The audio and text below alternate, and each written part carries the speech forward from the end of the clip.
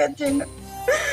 మనం ఎట్లా బతికినాము, ఎట్లున్నాము, కాలుకు ముళ్ళు అండకుండా సాధిండు మీ నాన్న. ఈరోజు కాలేజీ ఫీజు కడదామంటే కూడా పైసలు లేకుండా అయిపోయాయి.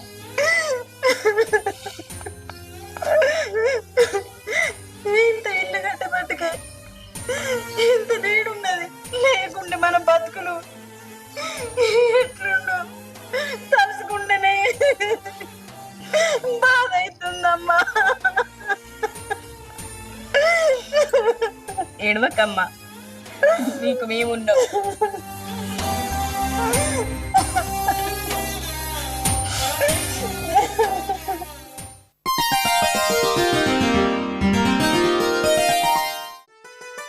నానా